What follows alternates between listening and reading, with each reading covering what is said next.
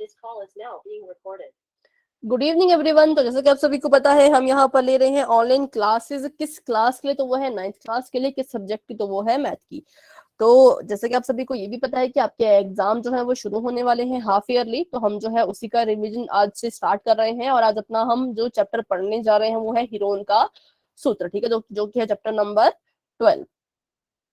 तो अभी आप सभी को ये तो पता होगा कि हीरोन का जो सूत्र है, इसका जो फॉर्मूला है, ये हम तब इसको हम यूज करते हैं क्या निकालने के लिए? किसी भी त्रिभुज का अगर हमने क्षेत्रफल निकालना हो तो हम हीरोन के फॉर्मूले का यूज करते हैं। लेकिन त्रिभुज का क्षेत्रफल निकालने के लिए तो हमारे पास एक ये फॉर्मूला भी होता है, 1/2 आधार गुणा में ऊंचाई। तो फिर हमें हीरोन के सूत्र की क्या जरूरत पड़ी, क्यों जरूरत पड़ी? जब हमारे पास पहले से एक फॉर्मूला था कि 1/2 आधार गुणा ऊंचाई कर लो तो त्रिभुज का क्षेत्रफल आ जाएगा, तो उसके बावजूद हमें क्यों जरूरत पड़ी, जो हीरोन नाम के व्यक्ति थे उनको क्यों जरूरत पड़ी कि वो एक और फॉर्मूला जो है वो डेवलप करे? तो आपको क्या इसका रीजन पता है? चलिए, अगर नहीं पता तो कोई बात नहीं, मैं आपको बताती हूँ। क्योंकि बच्चों क्या होता है, इस फॉर्मूले से हम सिर्फ उसी त्रिभुज का क्षेत्रफल निकाल सकते हैं जिसके पास। जी बेटा। मैम क्योंकि हम इससे हम सिर्फ एस का मान निकाल सकते हैं। एस का मान मैम नहीं, इससे हम तीसरी भुजा निकाल सकते हैं। किस त्रिभुज का? फिर मतलब दो भुजाएं समान और तीसरी अलग हो तो उसकी हम भुजा निकाल सकते हैं तीसरी की। हाँ ठीक है, वो तो अलग बात है। लेकिन देखो यहाँ पर मैं बोल रही हूँ कि क्षेत्रफल जैसे आपको पता है कि त्रिभुज में एक आधार होता है, एक ऊंचाई होती है। लेकिन हर एक त्रिभुज में ऐसा पॉसिबल नहीं होता कि ऊंचाई हो ही हो।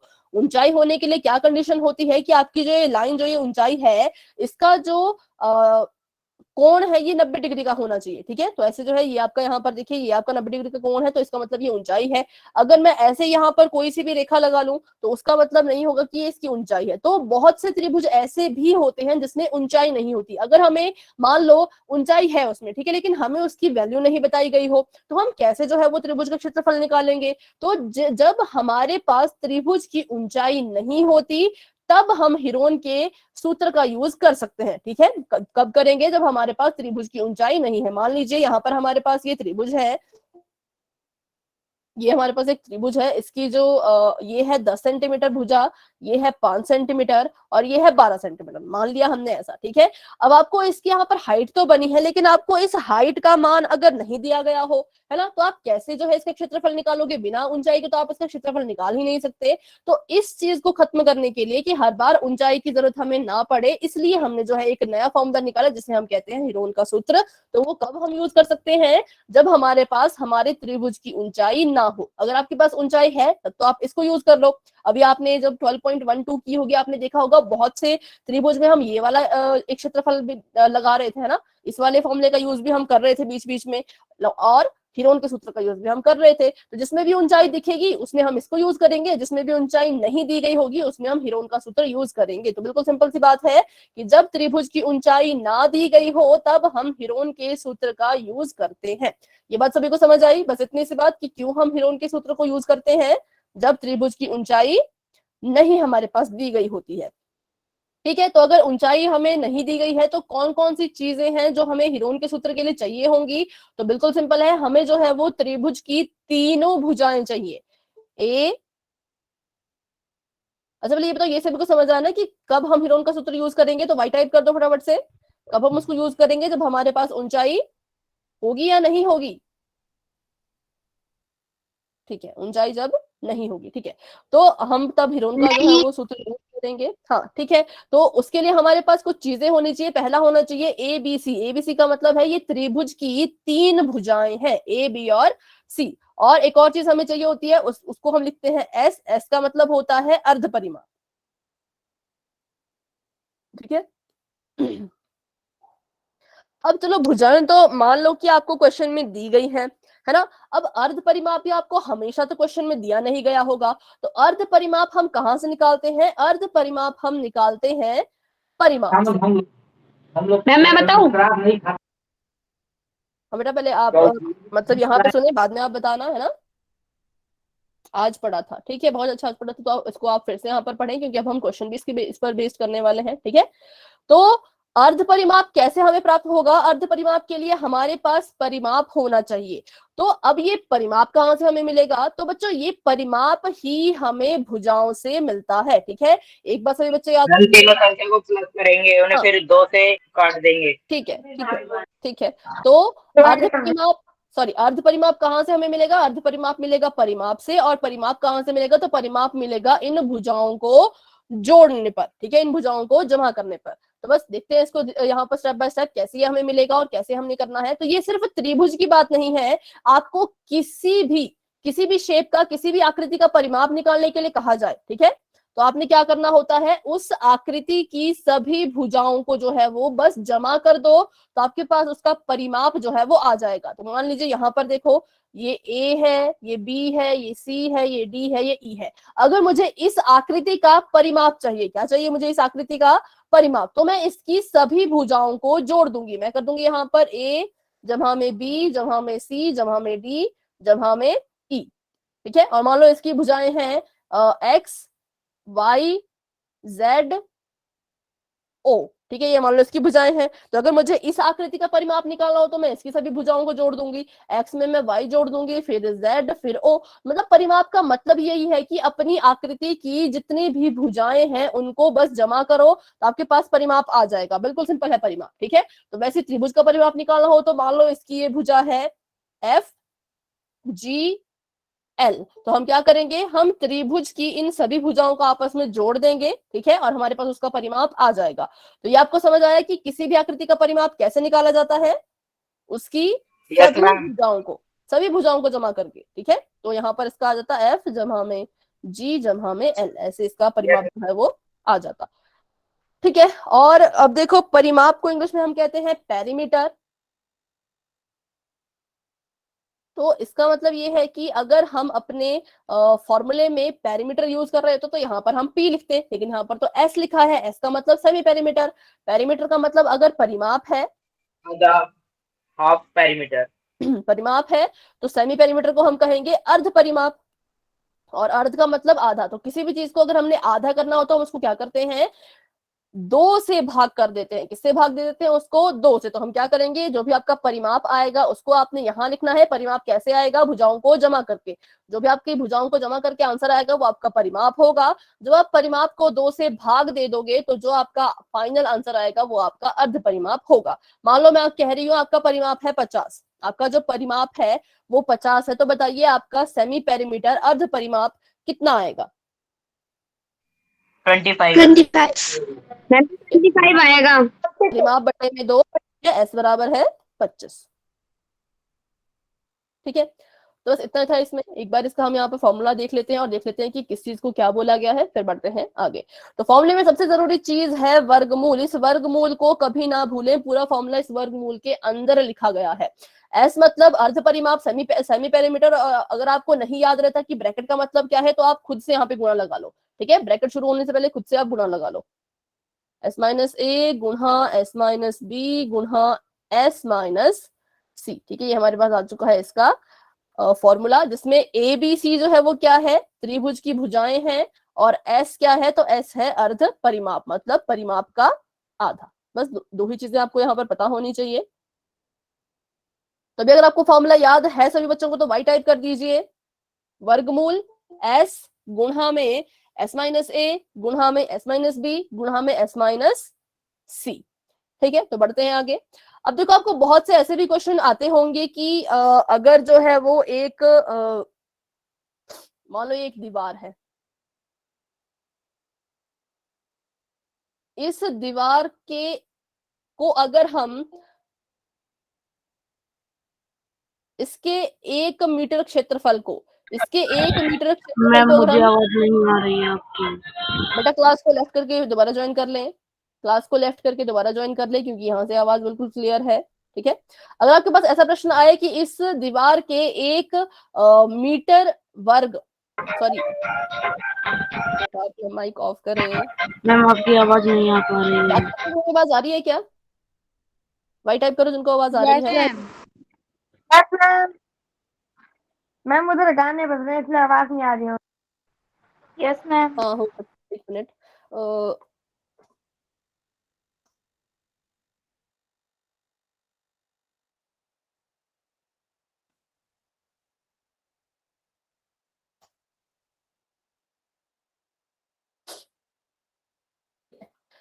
इसके 1 मीटर स्क्वायर क्षेत्रफल को पेंट करने के लिए अगर 20 रुपए लग रहे हैं तो बताइए कि पूरे की पूरी दीवार को पेंट करने के कितने रुपए लगेंगे। तो आपको पता है, आपको ऐसे क्वेश्चन बहुत बार दिखाई देंगे आगे, जिसमें हम क्या निकालते हैं, जिसमें हम खर्चा निकालते हैं, कॉस्ट निकालते हैं। ठीक है, तो इसके लिए हम क्या करेंगे, जितनी भी कॉस्ट होगी प्रति वर्ग, अगर प्रति वर्ग लिखा है तो ही, अगर कुछ और लिखा होगा तो मैं बताऊंगी क्या करना है। अगर प्रति वर्ग लिखा है तो आप क्या करोगे, इस कॉस्ट में जो भी आपका क्षेत्रफल आएगा, मान लो हमने इसका क्षेत्रफल निकाला, ठीक है, इस पूरी दीवार का हमने क्षेत्रफल निकाला, तो उसका क्षेत्रफल आया 100 मीटर स्क्वायर।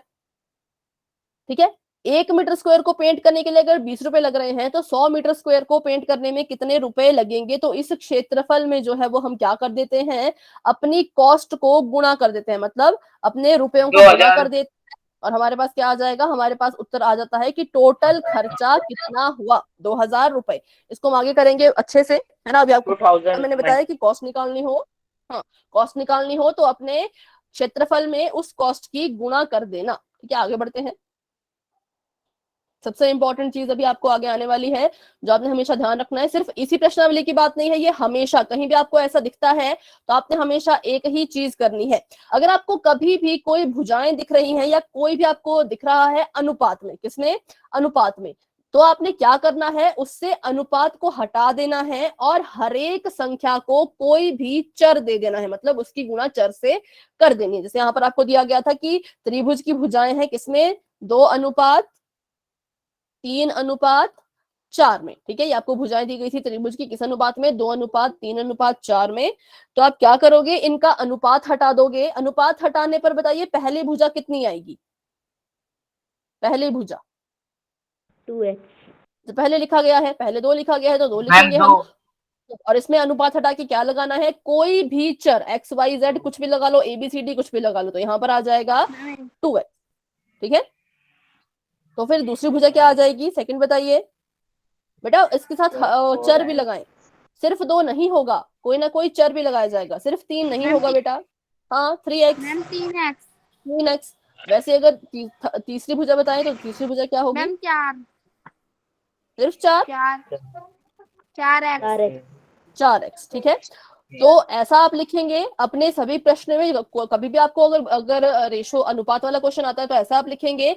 फिर अगला काम क्या करना है, तो आपने इस x की जो है वो वैल्यू निकालनी होती है, x का मान ज्ञात करते हैं, फिर वापस से यहाँ पर लिखते हैं और 2 के साथ गुणा करके जो भी उत्तर आता है वो हमारी भुजा मानी जाती है। मान लो इस x का मान आया होता यहाँ पर 4।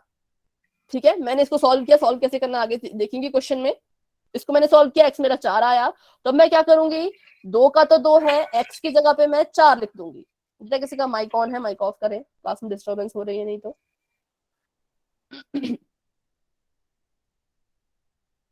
तो कितने आ जाएगी पहली भुजा, अगर मेरी x की वैल्यू जो है वो 4 है और उसको 2 से हम गुणा कर रहे हैं तो कितनी वैल्यू आ जाएगी पहली भुजा की, 4 दूनी 8, और यहाँ पर 12, और यहाँ पर 4 चौक 16। ठीक है, यहाँ पर आप कंफ्यूज ना हो, कैसे ये x की वैल्यू नहीं निकाली ये हम आगे क्वेश्चन में करेंगे। अभी बस आपने इतना, बस इसमें आपने ये ध्यान रखना है कि प्रश्न वाली भुजाओं को त्रिभुज की भुजा मत मानना। अपने हिरोन के सूत्र में 2, 3 और 4 को आप ABC नहीं मानोगे, नहीं तो आपका आंसर गलत हो जाएगा। आपको पहले इसकी भुजाएं ज्ञात करनी होंगी। ज्ञात करने के लिए x की वैल्यू निकालो, अपने चर की वैल्यू निकालो, फिर उसको फिर से वापस इसमें डालो, फिर जो ये आएगा ये आपकी ABC है। ठीक है, ये आपकी पहली भुजा, ये आपकी दूसरी भुजा, ये आपकी तीसरी भुजा, ये फिर आपने अपने जो है वो फॉर्मूले में डालना है और अपने क्वेश्चन को सॉल्व करना है। ठीक है, तो इसको भी हम आगे करेंगे। अभी बताएं, इतना आपको समझ आया कि अनुपात को कैसे हटाते हैं और क्या लिखते हैं उसकी जगह, बस इतना ही, अनुपात को हटाना कैसे है और उसकी जगह पर क्या लिखना है। ठीक है, अनुपात को हटा के उसकी जगह पे हम कोई भी चर लिख लेंगे, चाहे वो x हो, y हो, z हो, कुछ भी अपने हिसाब से। ठीक है, अब आगे देखते हैं लास्ट इसका इंपॉर्टेंट जो है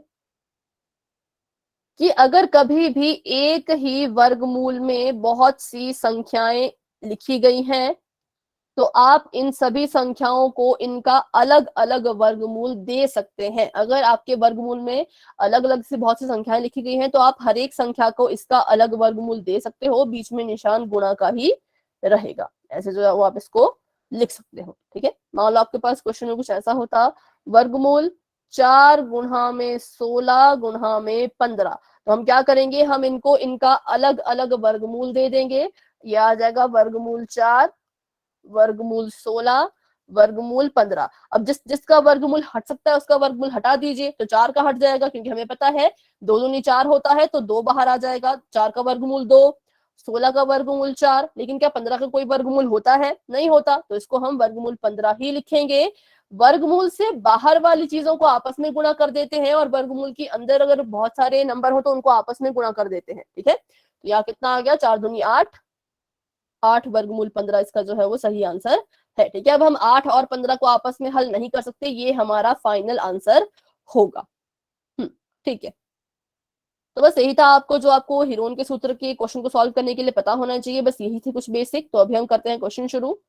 तो पहले हम कर लेते हैं एक ऐसा क्वेश्चन जो आपको पिछले साल आया हुआ है, और वो शायद रेशो वाला ही है। ठीक है,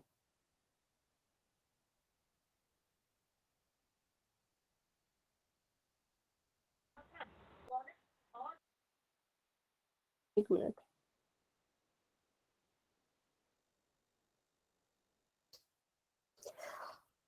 तो अच्छा, पहले आप मुझे बताइए कि आपको 12.1 में से कौन सा क्वेश्चन नहीं आता, उसको हम करेंगे। 12.1 में से कौन सा क्वेश्चन है जो आपको नहीं आता है, उसको हम करेंगे। आप अपने चैट में लिखें, आप अपनी बुक और कॉपी साथ में रखें ना, फिर देखें कि ये वाला क्वेश्चन मुझे कुछ समझ नहीं आया तो मुझे बताएं। पहले 12.1 का बताएं, 12.2 का बाद में करेंगे, अभी सिर्फ 12.1 का बताएं। चैट बॉक्स में लिखिए कौन सा क्वेश्चन आप करना चाहते हो। थर्ड, ठीक है। हाँ बेटा, आपको सारे आते हैं, लेकिन बाकी बच्चों को मैं पूछ रही हूँ। थर्ड और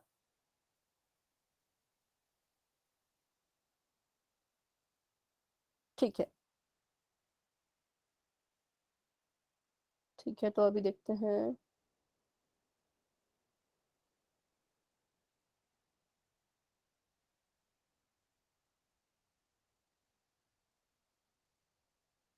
इसको हिंदी में मुझे निकालना पड़ेगा क्वेश्चन।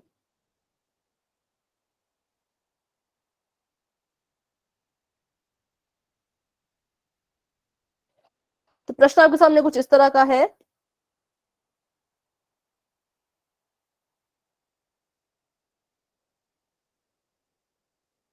किसी पार्क में एक फिसल पट्टी बनी है, इसकी पार्श्वीय दीवारों मतलब साइड वॉल्स में से एक दीवार पर किसी रंग से पेंट किया गया है। ठीक है, एक आपके पास फिसल पट्टी मतलब जो होता है ना स्लाइड, जिसे आप स्लाइड करते हो, तो उसकी एक दीवार पे जो है वो कलर किया गया है, जिस पर लिखा गया है कि पार्क को हरा भरा और साफ रखें। यदि इस दीवार की विमाएं इतनी इतनी इतनी है तो रंग से भरे हुए भाग का क्षेत्रफल ज्ञात करें। तो बाद में बेटा अगर आपको सारे आते हैं तो एक बार यहाँ पर हम देखेंगे, क्योंकि बाकी बच्चे भी है ना क्लास में, तो हमें सबको लेके चलना है, इसलिए मैंने कहा कि पहले 12.1 फिर 12.2। ठीक है, तो देखो आपको यहाँ पर एक ये दिया गया है फिसल पट्टी, जिसको हम बोलते हैं स्लाइड दी गई है, तो कुछ इस तरह से वो बनी है, ऐसे ऐसे और फिर ऐसे, कुछ थोड़ा सा टेढ़ा बन गया ये। तो इसकी ये देखो, क्योंकि जो स्लाइड होती है वो आगे भी होगी और पीछे भी होगी, है ना, दो तरह से होती है ना, आगे भी उसका एक हिस्सा होता है और पीछे को भी एक हिस्सा होता है, और बीच में जो है वो बच्चे ऐसे स्लाइड करते हैं।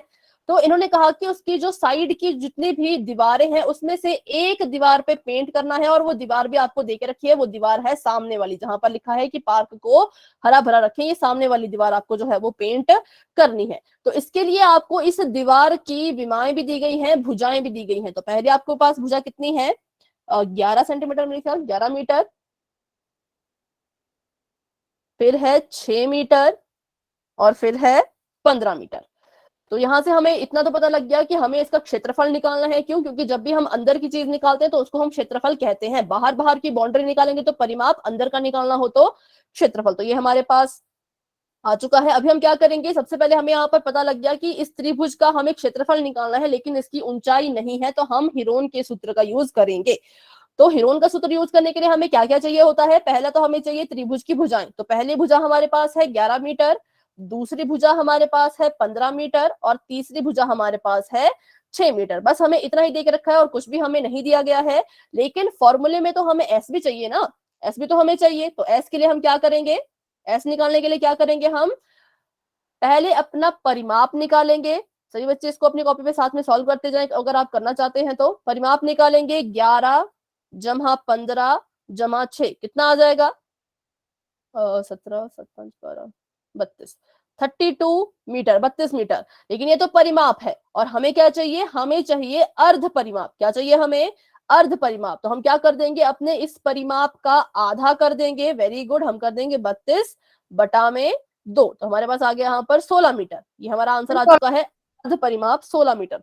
तो अभी देखिए हमारे पास ए भी है, बी भी है, सी भी है और एस भी है। तो अब हम क्या कर सकते हैं, हम यहाँ पर हीरोन का सूत्र जो है वो लगा सकते हैं। तो चलिए लगाते हैं, यहाँ पर हीरोन का सूत्र यहाँ पर लिखेंगे हम, S, S minus A, S minus B, S minus C, sorry S minus C. तो s हमारे पास कितना है, वर्गमूल का वर्गमूल ही रखें, ऐसे कैसा, s हमारे पास है 16। s में से a माइनस करना है, मतलब 16 में से हमें जो है वो पहले 11 माइनस करना है। गुणा का निशान लगा दो अगर आपको कंफ्यूजन होती है तो। उसके बाद हमने 16 में से 15 को माइनस करना है और उसके बाद हमने 16 में से 6 को माइनस करना है। ठीक है, इनको हम माइनस करेंगे और इसका उत्तर वर्गमूल के अंदर ही हमने अभी लिखना है। वर्गमूल अभी हमारे यहाँ से नहीं हटा। ठीक है, 16 का 16 आ जाएगा। माइनस कीजिए फटाफट से, 16 में से 11 माइनस किया तो कितना आएगा, 16 में से 11 माइनस करें तो सॉरी 5,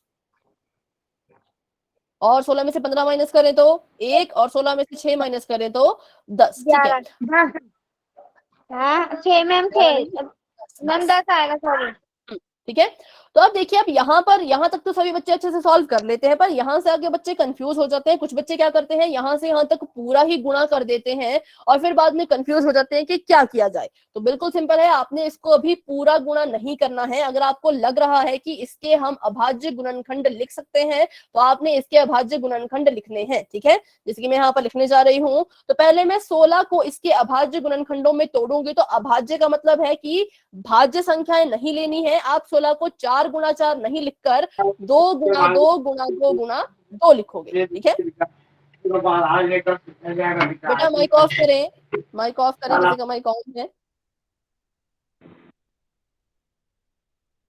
अगर आप माइक ऑन करते रहेंगे तो आपको मुझे क्लास से रिमूव करना होगा, क्योंकि क्लास में डिस्टरबेंस नहीं होनी चाहिए, ये आपको सभी को पता है। ठीक है, तो हम 16 को कैसे लिखेंगे, 2 गुणा में 2 गुणा में 2 गुणा में 2। अगर आपको नहीं समझ आता आप इसके यहाँ पे अभाज्य गुणनखंड निकाल लीजिए। ठीक है, मेरा ये आंसर आ रहा है। ठीक है बेटा, देखते हैं इसको। पहले इसके अभाज्य गुणनखंड हमने कर लिए और उसके बाद देखिए 5 का 5 ही रहेगा, 5 के अभाज्य गुणनखंड नहीं हो सकते, और 1 का 1 ही रहेगा क्योंकि इसके भी अभाज्य गुणनखंड नहीं हो सकते। और 10 के अभाज्य गुणनखंड कीजिए तो कितना आ जाएगा, 5 गुणा में 2। ठीक है, ये हमारे पास आ चुका है। बस यहाँ तक सभी को समझ आया मैंने क्या किया, मैंने बस इन सभी को इनके अभाज्य गुणनखंडों में लिख दिया। जिसके हो रहे थे उसके लिख दिया, जिसके नहीं हो रहे थे उसको नहीं लिखा। ठीक है, बस इतना ही मैंने किया। तो यहाँ पर ब्रैकेट जरूर लगाएं, अगर आप कोष्टक नहीं लगाओगे तो आपका आंसर जो है वो गलत भी आ सकता है। अब सभी को पता है कि वर्गमूल से बाहर हमने किसी चीज को निकालना हो तो उसके लिए हम क्या करते हैं, जोड़े बनाते हैं। कितने कितने के, जल्दी बताएं, कितने कितने के जोड़े, 2 के। ओके, तो देखिए बनाइए, पहला जोड़ा ये बन गया, दूसरी जोड़ी ये बन गई, तीसरी जोड़ी इस 5 की इस 5 से बन गई, है ना। तो यहाँ से 1 बार 2 बाहर आ जाएगा और यहाँ से भी 1 बार 2 बाहर आ जाएगा और यहाँ से 1 बार 5 बाहर आ जाएगा। 2 2 और ये 5। अब कौन है जो वर्गमूल के अंदर रह जाएंगे, तो वो है 2 गुणा में 1। ठीक है, 2 गुणा में 1 ये रह जाएगा हमारे वर्गमूल के अंदर। तो जो बाहर है उनको आपस में गुणा कर लो, जो अंदर है उनको आपस में गुणा कर लो। तो 2 दूनी 4, 4 पंजे 20, 20 वर्गमूल 2 metre square is the right answer. ये हमारा जो है वो बिल्कुल करेक्ट आंसर है, जो कि आप बच्चों ने लिखा भी है चैट बॉक्स में, तो बिल्कुल सही है। तो देखिए बिल्कुल सिंपल था, हमने इसको बस अभाज्य गुणनखंड वाले तरीके से किया तो ज्यादा इजी आसान तरीके से आ गया है ना। तो अगर आप इसको जो है अभाज्य गुणनखंड वाले तरीके से कर सकते हैं, कुछ बच्चे मैं आपको फिर समझा दूं, कुछ बच्चे इसको यहाँ से यहाँ पूरा गुणा कर देंगे और फिर रुक जाएंगे कि क्या किया जाए, तो वैसा नहीं करना है। हर एक नंबर के अभाज्य गुणनखंड लिखते जाएं, जोड़े बना के बाहर निकालते जाएं, जो निकल गया वो निकल गया, जो अंदर रह गया उसको अंदर ही रखना है। अभी इस क्वेश्चन में किसी का कोई डाउट है तो पूछे। No ma'am.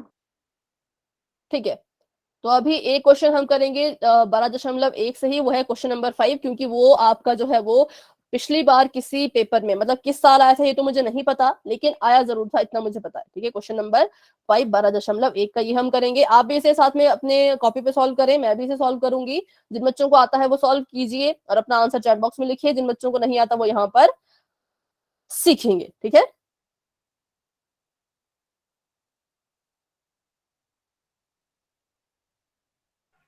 मैम ठीक है मेरा।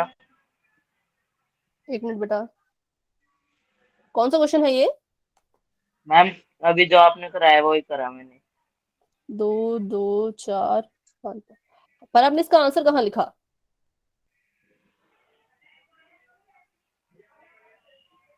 ठीक है, हाँ ठीक है, बिल्कुल बिल्कुल आपका आंसर ठीक है।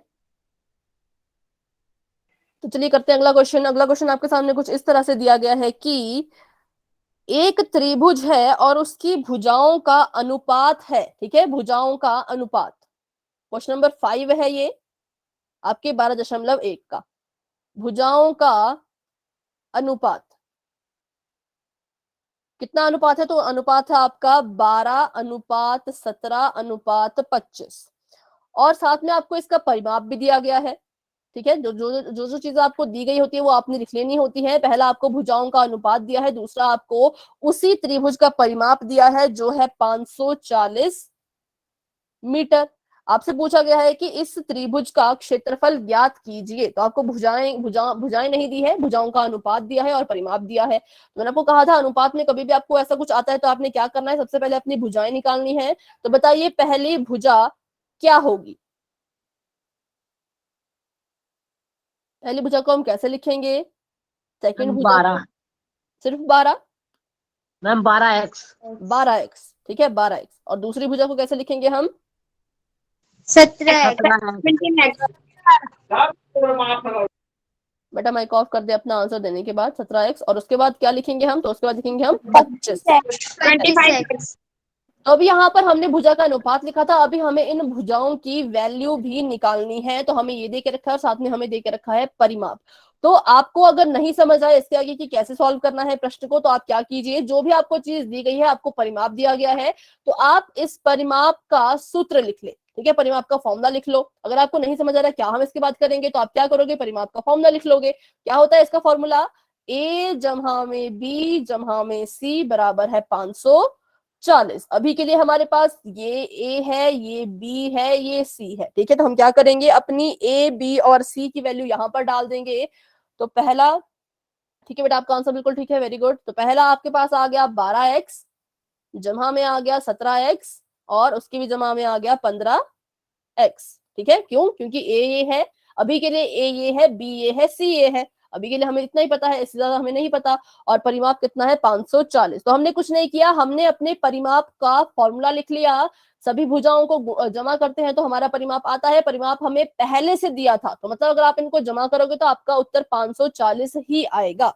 अब इनको जमा कर दीजिए, सबके पास x x x है, तो ये तीनों आपस में जमा हो जाएंगे। 12 में 17 जमा करो, फिर 15 जमा करो, तो आपके पास आ जाएगा 54 54 x को ना भूलें, x हमेशा लगाना है, क्योंकि तीनों के पास x है तो उत्तर में भी x आएगा। अब यहां से सॉल्व कीजिए तो कितना आ जाएगा, x की वैल्यू कितनी आ जाएगी?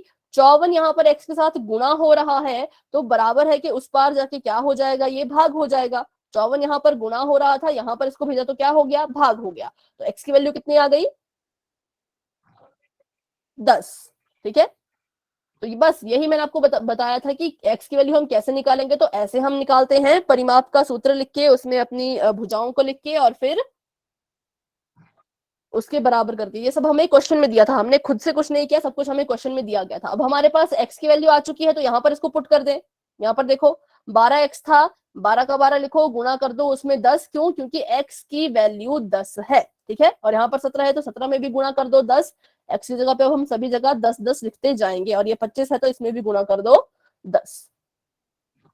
12 में 10 गुणा किया तो आपके पास आ गया उत्तर 120 मीटर, और 17 में गुणा किया 10 को तो आ गया 170 मीटर, और 25 में गुणा किया 10 को तो आ गया 250 मीटर। तो ये हमारा जो आया, ये हमारी ABCIF फाइनल वाली, ठीक है। क्वेश्चन का आपने ये 12, 17 और 25 को अपनी भुजाएं नहीं मानना है, आपकी भुजाएं ये है 120, 170 और 250। यहां तक सभी को समझ आया कैसे हमने इसको सॉल्व किया? तो फटाफट से बच्चों वाई टाइप कर दीजिए। अभी तक हमने सिर्फ इसकी भुजाएं ही ज्ञात की है, ठीक है। तो अब देखिए हमारे पास भुजा आ चुकी है और हमारे पास परिमाप दिया गया है, लेकिन परिमाप का हमारे पास कोई काम नहीं है, मतलब काम तो है लेकिन फॉर्मूले में कोई काम नहीं है। तो परिमाप से हम सबसे पहले तो अर्ध परिमाप निकालेंगे। तो अर्ध परिमाप निकालना कभी ना भूलें। कुछ बच्चे 540 लिख लेंगे, तो 540 नहीं लिखना है। 540 को हम भाग दे देंगे यहाँ पर 2 से, क्योंकि परिमाप बटा मैम मैंने इसका आंसर कर लिया। बेटा, अब इसका आंसर चैट बॉक्स में लिख लीजिए। अगर क्या आपने मैम? इसको सॉल्व कर ले तो इसका आंसर आप चैट बॉक्स में लिख लें बेटा, जैसे बाकी बच्चे लिख रहे हैं, ठीक है। मैम मेरा मैम आंसर ठीक है बेटा, इसका अभी मैं नहीं देख सकती, अभी आप इसको चैट बॉक्स में लिख लो। 900 मीटर। 200 तो नहीं आएगा, ओके।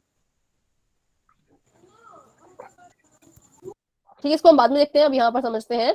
2 से हम इसको भाग दे देंगे तो 2 से भाग दो, 2 एकम 2, 2 दूनी 4, लेकिन यहाँ पर तो 5 थे, मैं सिर्फ 4 ही काट पाई, है ना। 2 दूनी 4, 1 बच के तो यहाँ चला जाएगा, 2 सत्ते 14 और 0 का 0, क्योंकि 2 0 जा 0। तो 270 मीटर हमारा क्या आ गया? 270 मीटर हमारा आ गया अर्ध परिमाप, ठीक है। तो बस हमने यहाँ पर इतना ही किया, अपनी भुजाएं निकाल ली, अपना अर्ध परिमाप निकाल लिया। अब डाल दीजिए इसको फॉर्मूले में। तो क्या है? अर्ध परिमाप आपका 270 है तो यहाँ पर 270 ही आएगा, और 270 में से पहली भुजा को माइनस करना है s माइनस a, और 270 में से दूसरी भुजा को माइनस करना है s माइनस b, और 270 में से तीसरी भुजा को माइनस करना है s माइनस c। मैंने यहाँ पे फॉर्मूला नहीं लिखा, फॉर्मूला आप खुद से लिख लें, ठीक है।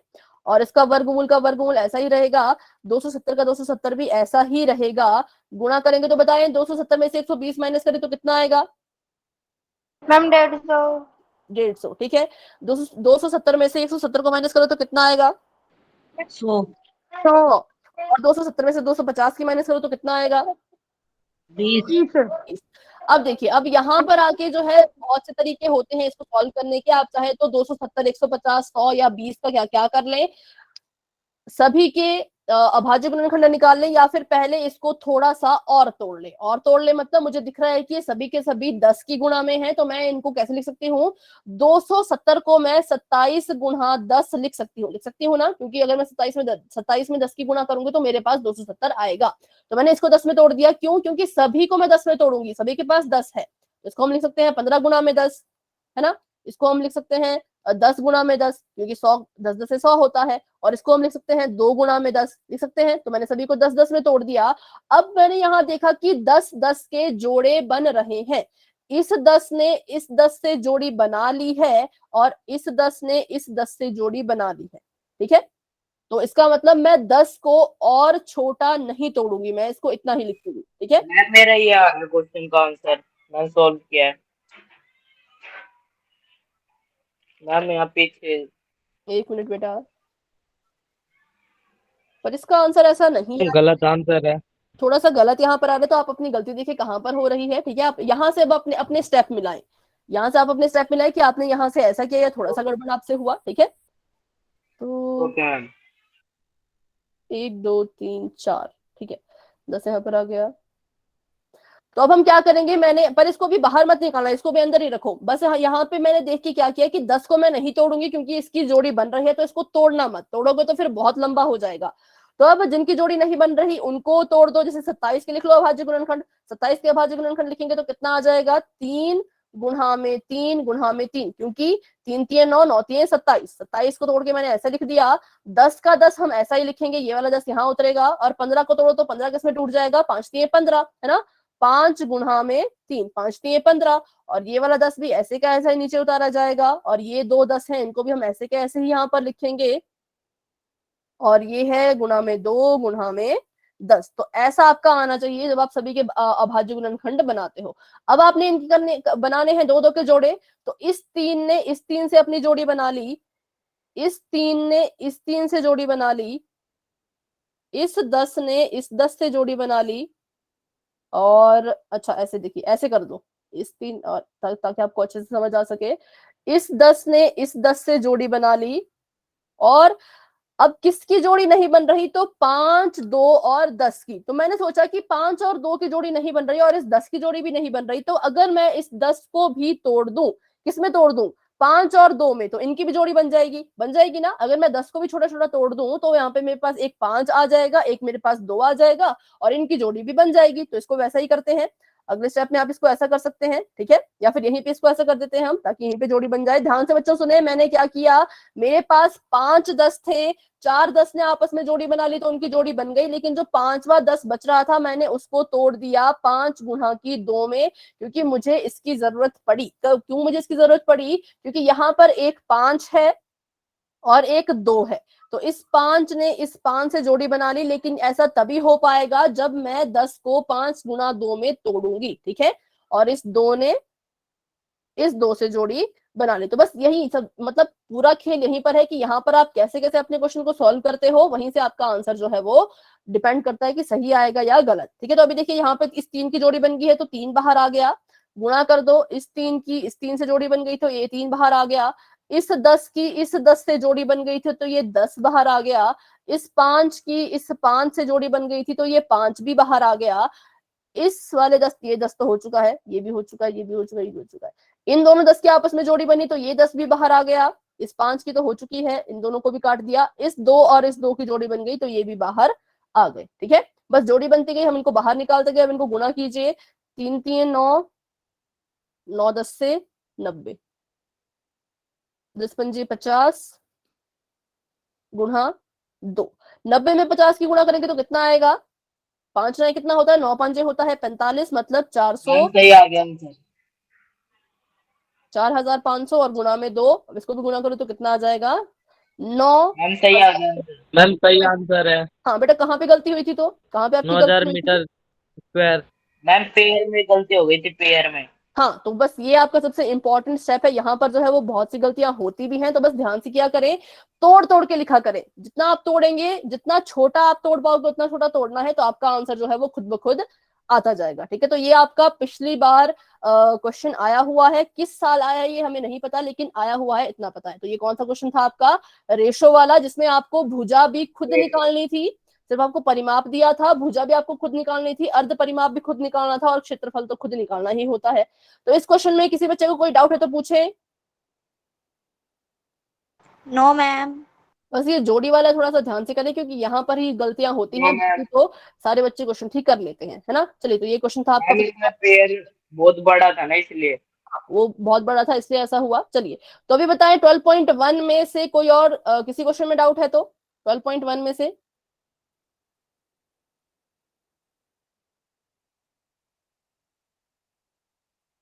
तो फिर 12.2 पे आते हैं। 12.2 में से किसी क्वेश्चन में डाउट है तो बताएं।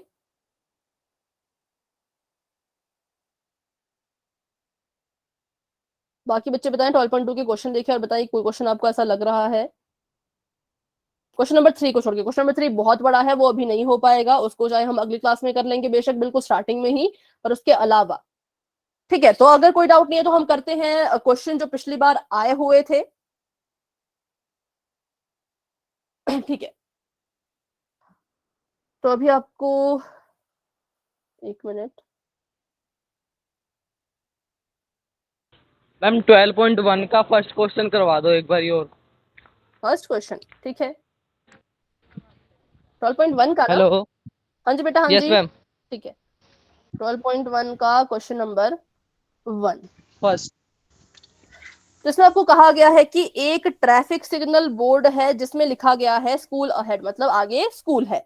ये एक इक्विलेटरल ट्रायंगल, मतलब समबाहु त्रिभुज है। समबाहु, समबाहु का मतलब क्या होता है, जिसकी सभी भुजाएं कैसी होती हैं, बराबर। ठीक है। बराबर। अभी इसको बोला हमने सम और बाहु, बाहु मतलब भुजा और सम मतलब एक जैसी, तभी भुजाएं बराबर। और उसके बाद कहा गया है कि मैम 60 होगी भुजा ताली। हाँ, इस मैम तीनों सिग्नल, भुजा 60 होगी। हाँ बेटा पहले सुनिए क्वेश्चन को। इस वो ये जो सिग्नल आपका है इसका जो है वो एरिया आपने निकालना है हीरोन के सूत्र का यूज करके। अगर इसका परिमाप 180 है, परिमाप भी आपको दे के रखा है, पहले आपको कहा कि समबाहु त्रिभुज है, फिर आपको कहा कि परिमाप जो है वो इसका कितना है, परिमाप है इसका 180, और इसका आपने क्षेत्रफल निकालना है। तो और आपको ये कहा गया है कि इसकी अगर एक भुजा ए है, क्या है, ए है, और परिमाप 180 है और ये समबाहु त्रिभुज है, तो आप खुद से इसका क्षेत्रफल अब निकालिए। सबसे पहले जो दिया गया होता है उसी को ध्यान से हमने पढ़ना होता है कि क्या ये बोल रहे हैं। तो सबसे पहले मैंने देखा कि ये कह रहे हैं कि ये एक समबाहु त्रिभुज है, अगर इसकी एक भुजा ए है तो तीनों की तीनों भुजाएं कितनी होंगी, ए, ठीक है, ये भी ए, ये भी ए और ये भी ए। और दूसरा मैंने आपको कहा था कि अगर आपको नहीं समझ आता कि क्या करें क्वेश्चन में, तो जो भी आपको परिमाप या कुछ भी दिया गया हो उसको आप फॉर्मूला लिख लो, उसके नीचे उसका सूत्र लिख लो। तो मैंने परिमाप का सूत्र लिखा तो मैंने पाया कि a जमा b जमा c अगर मैं करूं तो वो 180 ही आएगा, क्योंकि ये दिया गया है, हम परिमाप को नहीं बदल सकते। अगर 180 लिखा है तो मतलब परिमाप 180 ही आएगा। अब मैंने देखा कि एबीसी तो मैंने लिख लिया, परिमाप का फॉर्मूला मैंने लिख लिया, अब मैं यहां से त्रिभुज की भुजाओं को इसमें लिख सकती हूँ ना, क्योंकि मुझे त्रिभुज की भुजा दी गई है कितने के बराबर, ए के बराबर। तो पहली भुजा भी ए है, दूसरी भुजा भी ए है और तीसरी भुजा भी ए है, और कितने के बराबर आएगा ये, इनको जमा करके 180, क्योंकि ये इसका परिमाप है। यहां तक सभी को समझ आया। परिमाप दिया था, एक भुजा दी गई थी और कहा था कि ये समबाहु त्रिभुज है, समबाहु त्रिभुज है तो ये तीनों ए होंगी। परिमाप का मैंने फॉर्मूला लिखा, फॉर्मूले में मैंने अपनी भुजाओं की वैल्यू डाल दी, बस इतना ही मैंने किया। तो उसके बाद से मेरा क्वेश्चन खुद सॉल्व होना शुरू हो जाएगा। अब ए जमा ए करेंगे तो कितना आएगा, एक ए था उसमें आपने 2 ए और जोड़ दिए तो कितना आएगा, 3 मैम बराबर है 180। अब हमने यहाँ से a की वैल्यू निकालनी है, तो a की वैल्यू कितनी आ जाएगी, 3 यहाँ पर इसके साथ गुणा कर रहा है, तो 3 बराबर है कि उस पार जाके क्या करेगा, भाग करेगा, तो इसको भाग कर दो। 3 एकम 3, 3 छके 18 मतलब 60। a की वैल्यू कितनी हमारे पास आ गई, a की वैल्यू हमारे पास आ गई यहाँ पर 60 मीटर सेंटीमीटर, 60 मीटर 60 सेंटीमीटर। तो अगर a 60 सेंटीमीटर है तो b और c कितने कितने सेंटीमीटर होंगे, मैम 60 सेंटीमीटर, वो भी 60 सेंटीमीटर ही होंगे, क्योंकि वो क्या है, ये एक समबाहु त्रिभुज है। तो अब हमारे पास भुजाएं आ गई, एबीसी हमारे पास आ गई, और हमें अब किसकी जरूरत है, अब हमें एस की जरूरत है, मतलब अर्ध परिमाप। परिमाप हमें 180 दिया है, तो एस अर्ध परिमाप कितना आएगा, 180 बटा में 2 बटे में 2 आएगा, 90 क्योंकि अर्ध परिमाप निकालना है। तो 2 एकम 2, 2 9 18, तो मतलब 90। आपका भी 90 आया क्या, ठीक है बेटा। माइक ऑन है, किसी का माइक ऑफ कर दें। सौरभ शदब का माइक ऑन है, माइक ऑफ कर दें बेटा, ठीक है, वेरी गुड। चलिए करते हैं इसको सॉल्व अभी हम। हमारे पास एबीसी आ चुका है और एस भी जो है वो आ चुका है, तो बना दीजिए फटाफट से वर्गमूल और लिख लीजिए अपना फॉर्मूला। तो 90 एस है गुणा 90 माइनस 60, 90 माइनस 60, क्योंकि बराबर है ना तीनों भुजाएं, 90 माइनस 60 कर दो इसको गुणा, सॉरी सॉल्व। तो पहले तो 90 का 90 ही आएगा वर्गमूल के अंदर, 90 में से 60 माइनस करें तो कितना आएगा, 30 यहाँ पर भी 30 और यहाँ पर भी 30, ठीक है, यहाँ पर 30 आ गया। अब देखो 30 और 30 की पेयरिंग तो हो रही थी, लेकिन मैंने सोचा कि क्या अगर मैं अपने 90 को भी 30 की गुणा में तोड़ दूं, अगर मैं कुछ ऐसा करूं कि मेरा जो 90 है वो भी 30 की गुणा में टूट जाए तो मेरा आंसर और इजी हो जाएगा। तो मैंने देखा अगर हम 3 गुणा 30 करते हैं ना, 3 गुणा 30 करते हैं तो कितना आता है हमारे पास, 90, क्योंकि 30 को 3 से गुणा करेंगे तो कितना आएगा, 90। तो मैंने 90 को किस में तोड़ा, 30 गुणा 3 में, और बाकी कितने 30 थे प्रश्न के, 3 30 तो क्वेश्चन के ही थे। ये सभी को समझ आया मैंने यहाँ पर क्या किया, मैंने यहाँ पर 90 को 3 गुणा 30 में तोड़ दिया और ऐसे ब्रैकेट में लिख दिया, ये 90 की जगह मैंने लिखा, और ये 3 30 जो है ये पहले से ही क्वेश्चन के हैं, हमारे आंसर के हैं, ठीक है। तो अब यहाँ पर इसको हम करेंगे पेयरिंग इसकी कर लेंगे, तो वर्गमूल अब हटा देंगे हम क्योंकि पेयरिंग हमने करनी है। तो इस 30 ने इस 30 से जोड़ी बना ली, इस 30 ने इस 30 से जोड़ी बना ली, तो यहाँ से एक 30 बाहर आ गया और यहाँ से दूसरा 30 बाहर आ गया, और वर्गमूल के अंदर कौन रह जाएगा, 3। क्यों? क्योंकि 3 की जोड़ी नहीं बन पाई। तो अब इसको गुणा कर दो, जो वर्गमूल के बाहर है उनको आपस में गुणा कर दो, जो वर्गमूल के अंदर उनको आपस में, तो अंदर मैंने 3 ही है। कर लिया। 3 3 9, 900 वर्गमूल 3, ठीक है। मैम ठीक है, मैं एक मिनट मैम मेरा ठीक है। ठीक है। मैम सीधे भी कर रखा है इसका। एक मिनट बेटा, ठीक है, आपका भी ठीक है। हाँ सौरभ आपका ठीक है, आप अपना कैमरा ऑफ कर सकते हैं। सौरभ और राहुल, आकाश, निशु, आप भी अपना कैमरा ऑफ कर सकते हैं, आपका भी ठीक है। हेमराज आपका मैं देख रही हूँ, ठीक है, आपका आंसर भी ठीक है। हाँ, तो बस तोड़ना आना चाहिए, और पेयरिंग अगर आपने सीख ली तो आपके क्वेश्चन कभी गलत नहीं होंगे। चलिए, तो मैम अभी मेरा भी आंसर आ गया। ठीक है बेटा, दिखाएं आप भी। मैम 900 मीटर सही है मैम। 900 वर्गमूल 3, ठीक है। Okay ma'am. शशि आपका आंसर मैं देख रही हूँ, ठीक है, आपका आंसर भी बिल्कुल ठीक है। अभी चलिए फटाफट से वो क्वेश्चन कर लेते हैं जो हमें आए थे कभी मैम अंडर रूट में सेंटीमीटर स्क्वायर भी लगाना है, आपने नहीं लगाया। क्या लगाना है बेटा? Ma'am meter square. ये लिखा था सेंटीमीटर स्क्वायर। मीटर स्क्वायर नहीं आएगा, सेंटीमीटर स्क्वायर, क्योंकि हमारी जो भुजाएं हैं वो किसमें है, सेंटीमीटर में है, तो सेंटीमीटर स्क्वायर, ठीक है। हाँ, यूनिट सभी ध्यान में रखें, इसको आप कभी भी ना भूलें, वो आपने लिखना है। अभी आपको स्क्रीन नजर नहीं आ रही होगी, बस 1 मिनट का मुझे समय दें। कैमरा ऑफ, सॉरी अपना माइक ऑफ कर दें, तब तक माइक ऑफ कर दें, दीपांशु कुमार जी के नाम से जो है। चलिए, तो अभी हम एक क्वेश्चन, अभी देखिए आपको स्क्रीन नजर आ रही है। हाँ, तो ये क्वेश्चन आपका आया हुआ है पिछले किसी मतलब उसमें, और देखिए 3 नंबर का ये क्वेश्चन है, इसको आप सॉल्व करें। आपको यहाँ पर कहा गया है कि एक त्रिभुज, उस त्रिभुज का क्षेत्रफल ज्ञात करो जिसकी 2 भुजाएं 18 सेंटीमीटर और 10 सेंटीमीटर हैं, और उसका परिमाप जो है वो 42 सेंटीमीटर है। एक ऐसा त्रिभुज है जिसकी आपको 2 भुजाएं देके रखी है और साथ में एक आप उसका परिमाप देके रखा है। तो आपने क्या करना है, इसको सॉल्व करना है। तो पहले तो बस वो चीजें लिख लिया करो जो आपको दी गई है। तो हमें क्या क्या दिया है, पहली भुजा, बेटा माइक ऑफ रखें, पहली भुजा मतलब ए, और दूसरी भुजा मतलब बी, और थर्ड मतलब तीसरी भुजा मतलब सी। तो ए हमें यहाँ पर देके रखी है 18 सेंटीमीटर, और बी हमें देके रखा है इन्होंने 10 सेंटीमीटर। सी की वैल्यू हमारे पास नहीं है, तो सी को हम सी ही अभी के लिए लिखेंगे। और दूसरी चीज क्या दी है, तो वो भी आप लिख लें। दूसरी चीज हमें यहाँ पर दिया है परिमाप, इसका परिमाप कितना है, इसका परिमाप है 42 सेंटीमीटर, ठीक है। बेटा माइक ऑफ रखें।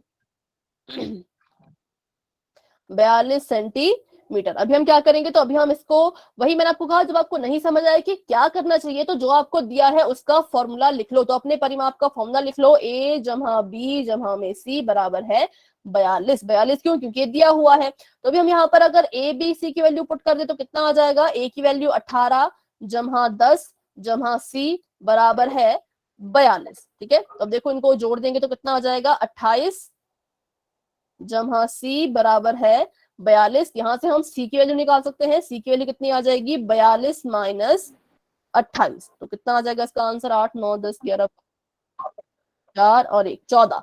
तो हमारे पास c की वैल्यू आ चुकी है 14 सेंटीमीटर। तो c की जगह हम क्या लिखेंगे यहाँ पर, 14 सेंटीमीटर। तो अब देखिए, अब हमारे पास a भी आ चुका है, b भी आ चुका है, c भी आ चुका है। अब हमने s निकालना है। परिमाप अगर हमारा 42 है तो s हमारा कितना होगा, अर्ध परिमाप कितना होगा, 42 बटे में 2, तो 2 दूनी 4, 2 एकम 2, यहाँ पर आ गया ये 21 सेंटीमीटर, ठीक है। तो अभी करते हैं इसको सॉल्व। अब हमारे पास चारों चीजें आ चुकी हैं। मैंने कर लिया, इसका आंसर ये है। ठीक है, ठीक है, चैट बॉक्स में लिख लीजिए बेटा। जब मैं इसको सॉल्यूशन कर लूंगी ना, फिर मैं आप सभी की कॉपी चेक करूंगी, ठीक है। अभी देखिए टाइम थोड़ा सा कम है, तो इसको समझ लेते हैं फटाफट से, तब तक आप चैट बॉक्स में अपना आंसर लिख लीजिए। तो ए बी सी हमारे पास आ चुके हैं और एस भी हमारे पास आ चुका है, तो ये आपके पास लग गया वर्गमूल, अंदर आ जाएगा 21 क्योंकि एस 21 है। 21 माइनस 10 है क्या, हाँ 18, 21 माइनस 18 गुणा में 21 माइनस 10 और गुणा में 21 माइनस 14। ठीक है, तो ये हमारे पास आ चुका है। अब इसको सॉल्व करेंगे तो कितना आएगा बताइए, माइनस करके कितना कितना आया आप मुझे बताएंगे। 21 का 21, 21 में से 18 माइनस किया तो कितना आया, 21 में जब आपने 18 माइनस किया तो कितना आपका आंसर आया, 3 और 21 में 10 माइनस किया तो कितना आया, 11, और 21 में 14 माइनस किया तो कितना आया, 7, है ना, 7 ही आया होगा सभी का। Yes ma'am.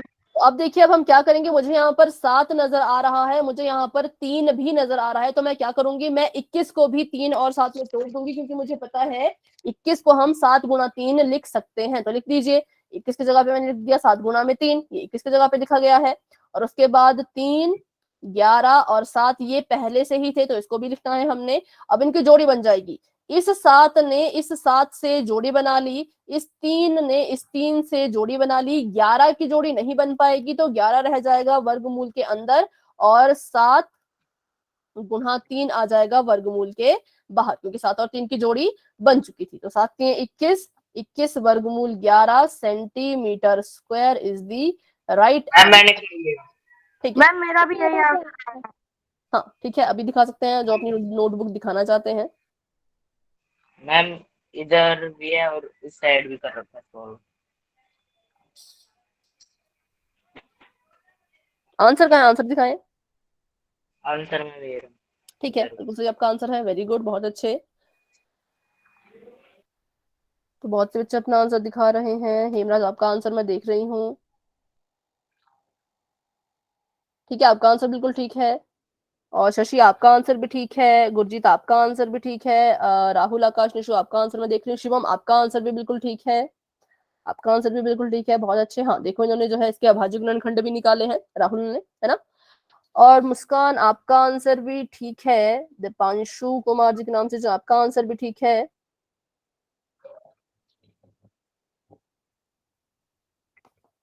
खुशी आपका आंसर मैं देख रही हूँ, ठीक है, ठीक है। तो चलिए, अभी अभी हमारे पास है 5 मिनट, तो एक और क्वेश्चन देख लेते हैं जो शायद 12.2 का है। हाँ, तो इसको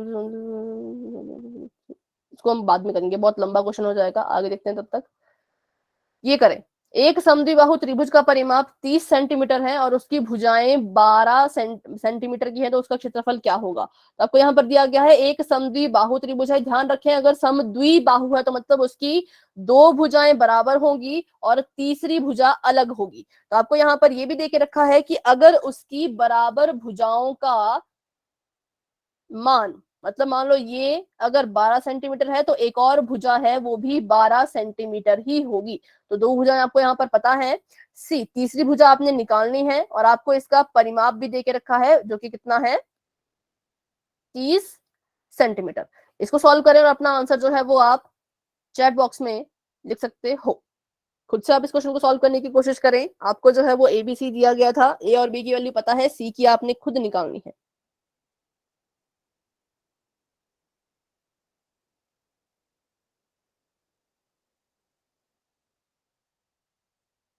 ठीक है, देखते हैं।